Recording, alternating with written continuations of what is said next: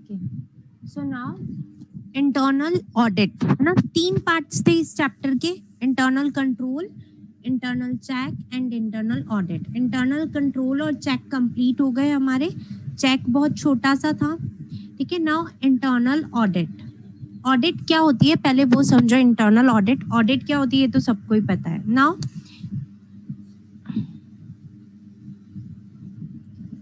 होता क्या है, एक कोई बिग एंटरप्राइज है, ठीक है, अगर उसके अंदर ऑडिटर आकर के केवल ईयर एंड पे, क्योंकि जो भी हमने अभी तक पढ़ी स्टैट्यूटरी ऑडिट, उसमें हमने क्या पढ़ा है कि ऑडिटर ईयर एंड के बाद में आता है और ऑडिट करता है, और वो भी टेस्ट चेकिंग करता है, ठीक है। अगर कोई बहुत बड़ी एंटरप्राइज है लाइक वेदांता है, आईटीसी है, ठीक है, अगर हम केवल ईयर एंड पे ऑडिटर को बुला करके हमारे ट्रांजैक्शंस की चेकिंग कराएं, वो टेस्ट चेकिंग करेगा, ठीक है, वो अपना ओपिनियन इशू कर देगा, तो केवल वही रिलेवेंट रहेगा अगर मैनेजमेंट को खुद को पता करना है कि मेरे बिजनेस में कोई गड़बड़ तो नहीं हो रही, कोई फ्रॉड्स तो नहीं हो रहे हैं, तो क्या वो ईयर एंड तक वेट करेगा? क्या ये सही चीज होगी? नहीं। तो कंपनीज एक्ट, मैं सिर्फ बात कर रही हूँ यहाँ पे, जो कंट्रोल और चेक पड़ा था वो हर एक लेवल पे हो सकता है, पार्टनरशिप फॉर्म पे भी हो सकता है, पार्टनरशिप सोल प्रोप्राइटर भी रख सकता है, कंपनी भी रख सकती है। बट अब जो मैं इंटरनल ऑडिट बोल रही हूँ आपको, और जो भी चीजें मैं आपको यहाँ पे पढ़ाऊंगी वो मैं पढ़ा रही हूँ एज पर कंपनीज एक्ट। तो हम सिर्फ एक कंपनी के लिए ये सारी बातें कर रहे हैं, बाकी किसी के लिए भी हम ये सारी बातें नहीं कर रहे हैं, ठीक है।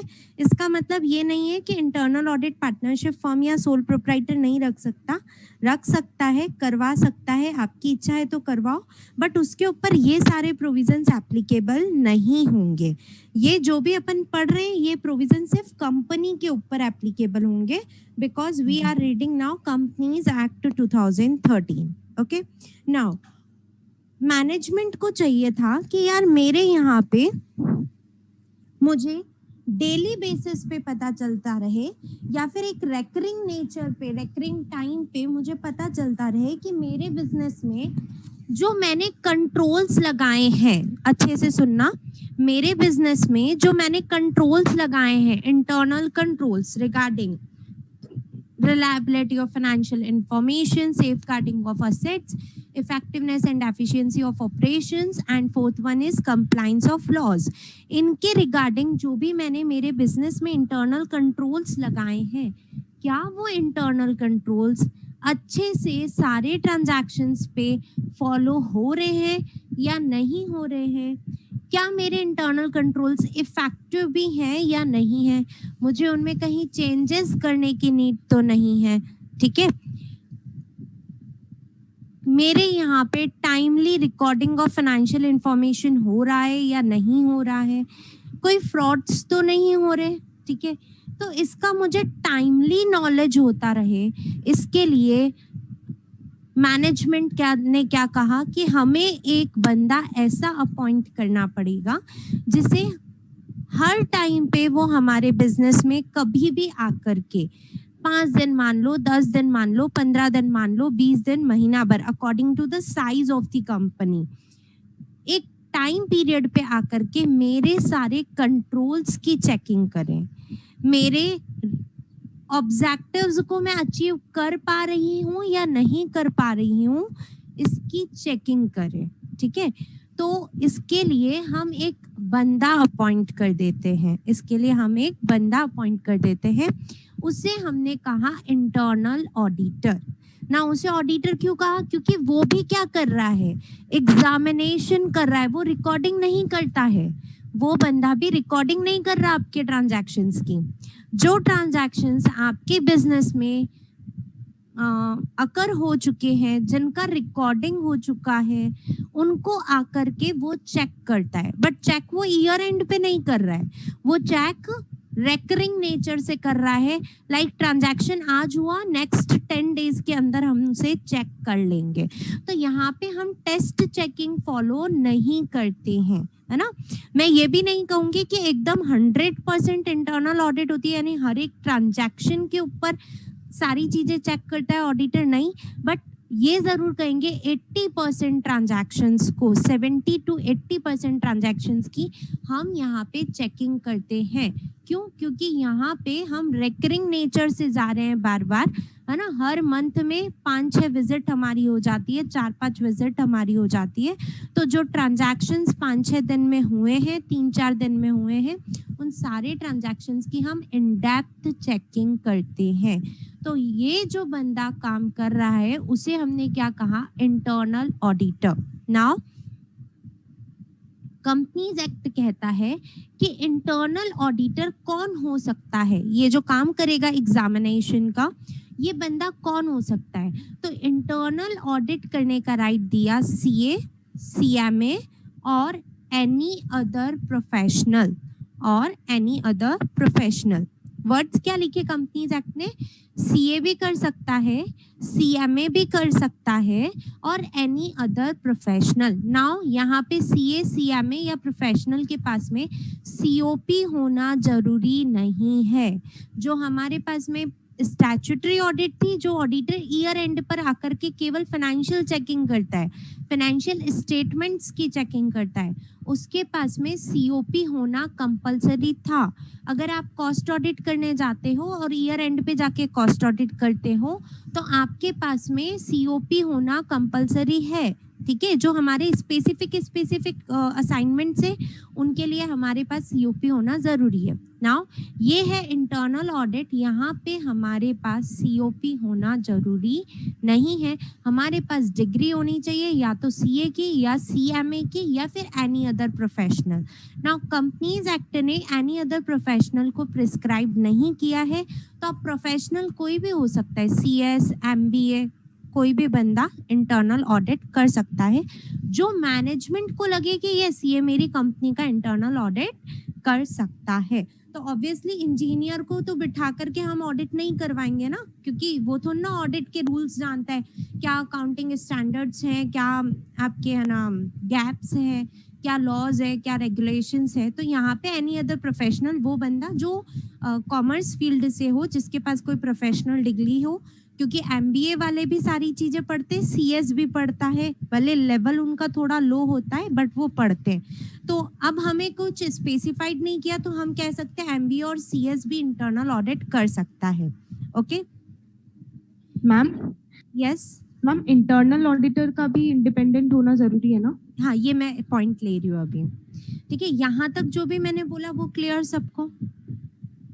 क्या होती है इंटरनल ऑडिट, कौन हो सकता है इंटरनल ऑडिटर, क्लियर दोनों points? Please answer. Yes ma'am. हाँ मैम।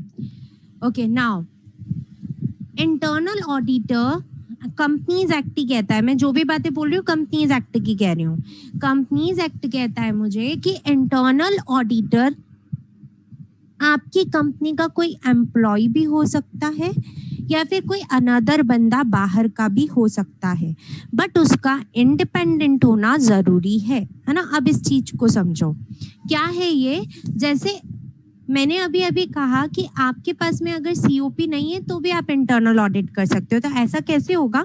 समझिए इस चीज को। जैसे मैं वेदांता कंपनी है, वेदांता कंपनी चाहे तो अपने यहाँ पे एक अलग डिपार्टमेंट सेट कर सकती है अपने बिजनेस में, अपने कंपनी के अंदर एक डिपार्टमेंट सेट कर सकती है। जैसे परचेज डिपार्टमेंट, सेल डिपार्टमेंट होता है, वैसे ही एक डिपार्टमेंट उसने सेट किया जिसका नाम है इंटरनल ऑडिट डिपार्टमेंट। नाउ वो ऐसे लोगों को हायर करती है जो सीए है, सीएमए है, जो जॉब ढूंढ रहे हैं, वेदांता कंपनी के अंदर इंटरव्यू के लिए गए हैं, तो वो ऐसे लोगों को हायर कर लेती है कि हम आपको इंटरनल ऑडिटर की पोस्ट पे हायर कर रहे हैं।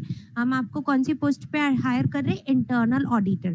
तो नाउ मैंने आपको हायर किया है, मैं आपको मंथली सैलरी का पेमेंट करूंगी, आप साल भर मेरे ही कंपनी के अंदर रहेंगे एंड एज एन एम्प्लॉय ये सारी चीजें चेक करेंगे कि जो इंटरनल कंट्रोल्स हमने लगाए हैं वो कंट्रोल सही लगे हैं या नहीं है।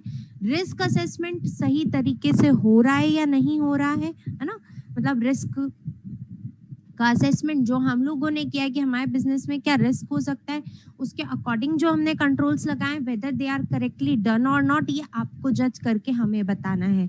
आपको बताना है कि जो हमारे गोल्स हमने सेट किए थे उन गोल्स को हम अचीव भी कर पा रहे हैं या नहीं कर पा रहे हैं। अगर हमारे इंटरनल कंट्रोल्स में कोई वीकनेसेस है तो आपको वो वीकनेसेस फाइंड आउट करके हमें बतानी है, ठीक है। तो यहाँ पे मैंने CA/CMA को क्या कर लिया, हायर कर लिया, वो मेरे कंपनी का क्या बन गया, एम्प्लॉय बन गया ना। उसका भी इंडिपेंडेंट होना जरूरी है, क्योंकि अगर आप डिपेंडेंट हो गए तो आप कभी भी अच्छे से ये सारी गलतियां फाइंड आउट नहीं कर पाओगे। बट सिंपल सी बात है कि अगर इंडिपेंडेंट होना जरूरी है ना, बट क्योंकि हम आपकी कंपनी के एम्प्लॉय हैं, हमारा इंडिपेंडेंसी लेवल इतना ज्यादा हाई नहीं हो सकता है। ये प्रैक्टिकल बात है ना, ये प्रैक्टिकल बात है कि हमारा इंडिपेंडेंसी लेवल इतना ज्यादा हाई नहीं हो सकता, क्योंकि हम आपकी कंपनी के अंदर ही साल भर आते हैं और चेकिंग कर रहे हैं, ठीक है। हमारे खुद के मन में भी फ्रॉड्स करने की इच्छा आ सकती है, तो इसलिए हमारा इंडिपेंडेंसी लेवल इतना ज्यादा हाई नहीं होता है। But yes, as per bookish knowledge आपको यही लिखना है कि हमें इंडिपेंडेंट होना चाहिए, इंटरनल ऑडिटर का भी इंडिपेंडेंट होना कंपलसरी। नाउ ये मैंने एक तरीका बताया आपको कि इंटरनल ऑडिटर को वेदांता ने क्या कर लिया, हायर कर लिया। कैसे हायर किया, आपने यहाँ पे इंटरनल ऑडिट डिपार्टमेंट बना दिया, 10 CA या 10 CMA हायर करके वहां पे रख दिए, 5 CA 5 CMA कुछ भी हायर कर लिया। ओके, नाउ नेक्स्ट कि मैं इंटरनल ऑडिटर, यस मैम, अगर मैनेजमेंट इंटरनल ऑडिटर अपॉइंट कर रहा है तो उसका मेन मोटिव तो यही है ना कि उसको पता चले कि उसने जो भी इंटरनल कंट्रोल लगाए उसे इंडिपेंडेंट रखेगा। तो मैम अगर वो इंडिपेंडेंट नहीं भी हो तो भी क्या मतलब है मैम, अगर वो अपॉइंट कर रहा है तो वो तो यही चाहता है ना कि उसको उसके एक्यूरेट रिजल्ट पता चले, तो उसमें वो ब्राइब या फिर कोई ये सब क्यों देगा? ब्राइब या वो कुछ नहीं देगा, बट अगर मान लो वो खुद ही मैनिपुलेशन कर रहा है, हमने 2 इनहेरेंट लिमिटेशंस पढ़ी थी ना, मैनिपुलेशन बाय मैनेजमेंट और अब्यूज ऑफ अथॉरिटी। अगर वो ये चीज कर रहा है, नाउ इंटरप्रेटर्स को पता चल सकता है, तो अब तो वो उसे ब्राइब देने का ट्राई करेंगे ना, जहाँ पे अपनी खुद की, अपन ब्राइब कब देंगे, ऑब्वियसली जब अपनी खुद की ही गलती है। जब मेरे एम्प्लॉयज की गलती है, मुझसे जूनियर लोगों की गलती है, तब तो मैं उनको और बोलूंगी और गलतियां ढूंढ करके लेकर आओ, पर मैं छुपाने की कब कोशिश करूंगी जब गलती मेरी खुद की है, ठीक है। तो इसलिए वो हमेशा एक्सपेक्ट करते हैं कि सामने वाला इंडिपेंडेंट हो, बट उसका इंडिपेंडेंसी लेवल इसलिए इतना हाई नहीं हो पाता है क्योंकि वो मैनेजमेंट से डेली बेसिस पे क्या करता है, कम्युनिकेशन करता है। और नाउ अगर मैनेजमेंट ने खुद ने ही उसे रेस्ट्रिक्ट कर दिया तो अब वो यहाँ पे अपनी इंडिपेंडेंसी खो देता है, क्योंकि हम है तो आप ही की कंपनी के एम्प्लॉय। ओके, यस मैम, उनका इंटरेस्ट इन्वॉल्व है ना एम्प्लॉयज का, ठीक है। नाउ नेक्स्ट चीज, ये मैंने आपको बताया कि ऑडिटर क्या हो सकता है, एम्प्लॉय ऑफ द कंपनी हो सकता है।